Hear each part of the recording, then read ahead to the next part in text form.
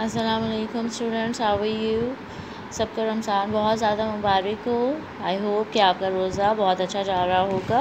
ठीक है, do pray कि हमारा ये कोविड ख़त्म हो जाए। Okay, let's begin.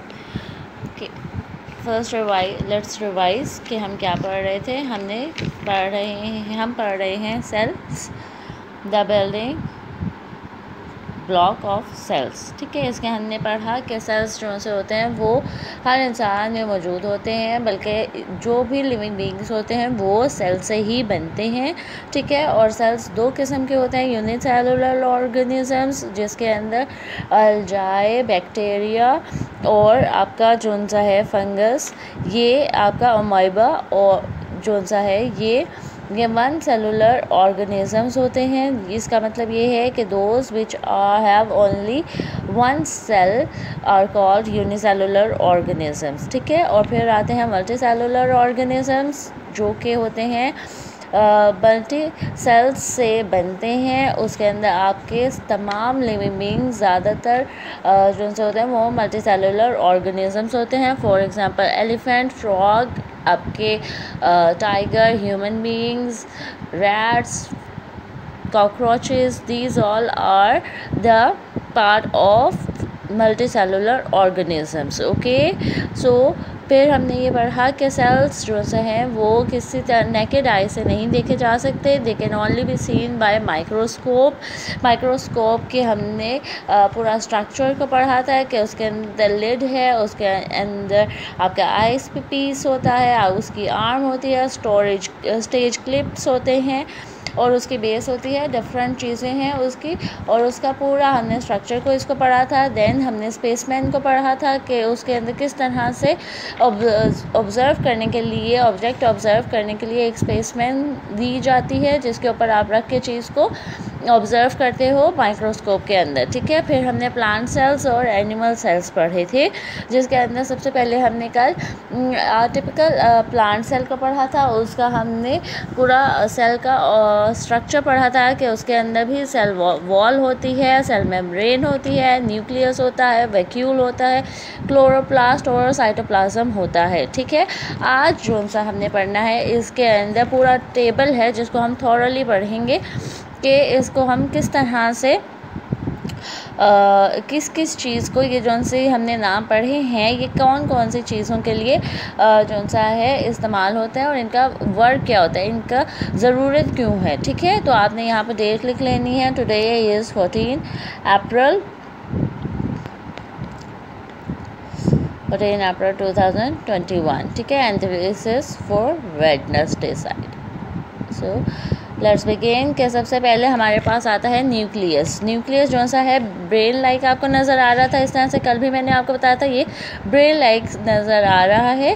This is actually to control all of these cells, different cells like vacuole, chloroplast, cytoplasm and cell wall and cell membrane, इसको ये कंट्रोल करता है। और ये जो सा होता है आपका जीन्स जो से होते हैं, जो कहते हैं ना कि ये पेरेंट्स इनहेरिटेड होगी चीज़ बच्चों में, ये उस तरह से जीन्स जो से हैं इसके अंदर होते हैं न्यूक्लियस में, और ये उनको भी काम करवाता है, उनको जो सा है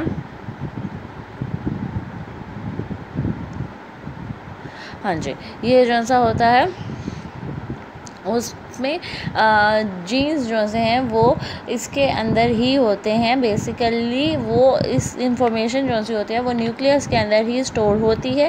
एक प्रॉपरली आप कह सकते हैं कि न्यूक्लियस होता है, उसके अंदर क्रोमोसोम्स होती हैं, एक चीज़ जिसके अंदर ये जीन्स पाए जाते हैं, जो आपका पूरा का पूरा स्ट्रक्चर, पूरी इंफॉर्मेशन जो सी होती है पास्ट की, वो आप कह सकते हैं कि पास्ट की इंफॉर्मेशन नहीं बल्कि आपके पेरेंट्स की इंफॉर्मेशन जो सा है वो इसके अंदर स्टोर होती है, इसीलिए आपकी रिजेम्बलेंस आती है आपके पेरेंट्स से। ठीक है, ये जो सा है चीज़ें कंट्रोल होती हैं न्यूक्लियस के अंदर। ओके, अब जो सा साइटोप्लाज्म है, साइटोप्लाज्म ये एक जेली लाइक सब्सटेंस होता है और इसके अंदर आपके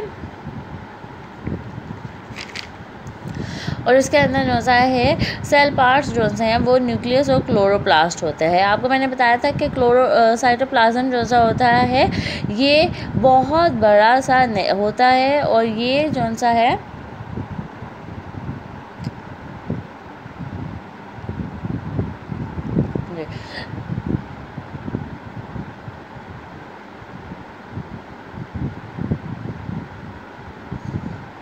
अच्छा, ये इसलिए होता है ताकि जो सा है जो खाना बनता है ग्रीन सब्सटेंस का जो खाना बनता है वो इसके अंदर होता है, उसके अंदर न्यू मटेरियल्स या कोई भी नई चीज़ जो सी होती है वो इसके अंदर मुसलसल बन रही होती है और वो ये उसमें हेल्प करता है, चीज़ों को ब्रेक डाउन भी करता है। साइटोप्लाज्म में जो सी चीज़ें बनती हैं उसको ब्रेक डाउन करने के लिए इस्तेमाल आता है। जैसे ह्यूमन बींग्स में जो सा है आप देखेंगे स्टमक में हमारा जो चू हुआ खाना होता है वो और ज़्यादा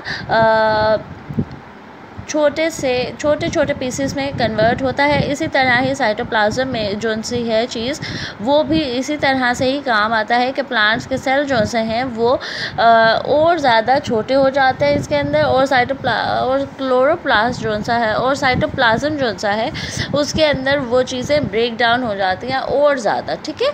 तो ये उस काम के लिए काम आता है और ये जेली लाइक सब्सटेंस होता है। अब आते हैं क्लोरोप्लास्ट पे। These are a disc-like structure which contain a green pigment called chlorophyll. Chlorophyll traps light so that plants can make food during photosynthesis. ये क्लोरोप्लास्ट जो सा होता है, मैंने आपको जैसे बताया था कि आप लोगों ने पढ़ा भी होगा कि क्लोरोफिल एक चीज़ है जो फोटोसिंथेसिस करने के काम आता है। तो क्लोरोफिल जो सा है वो एक पिगमेंट होता है ग्रीन कलर का, ठीक है। वो क्लोरोफिल जो सा है आपको वो फोटोसिंथेसिस के जब काम आता है तो क्लोरोप्लास्ट उसके अंदर लाइट को ट्रैप कर लेता है। आपको पता है खाना जो सा होता है वो ऐसे ही तो नहीं बन सकता ना, तो वो लाइट से बनता है इस तरह से कि क्लोरोप्लास्ट आप कहते हैं कि कोई चीज़ जैसे एक एनिमल है उसने किसी चीज़ का शिकार करना है तो वो उसको ट्रैप करेगा, तो इसी तरह ही इसने जब खुराक बनानी है लाइट के ज़रिए तो ये लाइट को ट्रैप करता है। तो ये क्लोरोप्लास्ट जो सी चीज़ है ये उसको ट्रैप कर लेती है ग्रीन पिगमेंट जो कि हमारा क्लोरोफिल है उसमें लाइट को ट्रैप कर लेती है और फिर जो सा है ये फोटोसिंथेसिस का काम होता है। तो क्लोरोप्लास्ट जो सा है वो ये इस काम के लिए ज़रूरी होता है, ठीक है। इसके अंदर जो सा है ये क्लोरोफिल पाया जाता है जो कि होता है क्लोरोफिल यानी कि डिस्क लाइक क्लोरोफिल जो सा है वो होता है आपके फोटोसिंथेसिस के काम आता है, जो कि बिल्कुल लिक्विड सा और जेली लाइक सब्सटेंस होता है ये भी, लेकिन ये डिस्क की तरह का होता है। ये आप देख रहे हैं किस कदर के ज़्यादा, ये 1 2 3 4 5 6 7 8 9 ये हमें इस तरह से इस डायग्राम में बनाकर दिए हुए हैं, लेकिन ये इससे ज़्यादा होंगे बिकॉज क्लोरोफिल तो बहुत ज़्यादा रिक्वायर्ड होता है फोटोसिंथेसिस के लिए, ठीक है। तो ये इससे ज़्यादा होंगे, लेकिन जो सा है इस एरिया में इतने ही अभी 9 है, ठीक है। और फिर आ जाता है सेल मेम्ब्रेन। आपको पता है सेल मेम्ब्रेन जो सा होता है ये एक लेयर होती है, थिन लेयर होती है और ये पूरी मूवमेंट को कंट्रोल करती है। जो इतने भी सेल्स होते हैं ये उनको कंट्रोल करती है। इसका काम भी तकरीबन न्यूक्लियस के जितना ही इम्पॉर्टेंट है, ठीक है। वैसे तो क्लोरोफिल क्लोरोप्लास्ट सबका ही इम्पॉर्टेंट है, लेकिन सेल मेम्ब्रेन जो सा है ये पूरी मूवमेंट को और पूरे मटेरियल को वर्कआउट करती है, सेल को थॉरोली कंट्रोल करती है, ठीक है। और फिर आ जाता है सेल वॉल। ये जो सा होता है बहुत स्ट्रॉन्ग वॉल होती है, बहुत स्टिफ स्ट्रक्चर की होती है और इसके अंदर सेलुलोज होते हैं, ठीक है। ये जो सा है रेगुलर शेप में रखते हैं। जैसे मैं यहाँ आप लोगों ने पढ़ा है कि जो ह्यूमन बीइंग की बॉडी है उसके ऊपर स्किन है, कवरिंग है, जिसको वो इन शेप रखती है। हमें जो सा पूरा एक खदुखाल जो सा है ना उसको स्ट्रॉन्ग बनाती है, ज़ाहिरी जो सा है ना वो स्ट्रॉन्ग बनाती है। तो इसी तरह ही ये सेल वॉल जो सा है ये लीफ के स्ट्रक्चर को स्ट्रॉन्ग बनाती है, ठीक है। ये रेगुलर शेप में भी रखती है सेल वॉल, ठीक है, जो कि उसके नाम से ही महसूस किया जा सकता है। अब ये आ जाता है वैक्यूल। वैक्यूल जो सा है ना, ये होता है सेल सैप, इसके अंदर पाया जाता है। और ये जो सा सब्सटेंस है, इसके अंदर शुगर के और सॉल्ट जो सा होता है ना, उस तरह से मिला हुआ पानी होता है। और ये बहुत ही आप कह सकते हैं कि बड़ी ज़्यादा तादाद में होता है और बहुत ज़्यादा यानी कि लिक्विडी फॉर्म में होता है। और ये इसका काम जो सा होता है ना, वो ये होता है कि ये प्लांट्स को बहुत ही अच्छे तरीके से डिफरेंट अच्छे तरीके से मैनेज करता है। उसके अंदर जितने भी ये फोटोसिंथेसिस का वर्क होता है उनको रेगुलेट करता है। और जो उनसे भी कमी रह जाती है ना, मादनियात वगैरह या कोई भी, जैसे आप कह सकते हैं कि विटामिन की कमी रह जाती है ना, जैसे वो ये पूरी करता है ये शुगर और सॉल्ट के मिनरल से जो उनका पानी है, ठीक है। बिकॉज आप देखें कि ये यहाँ पे इसके अंदर वैक्यूल जो सा है ज़्यादा तादाद में ये स्किन से कलर में है। और इसका जो सा काम है वो ये है कि ये जो सा है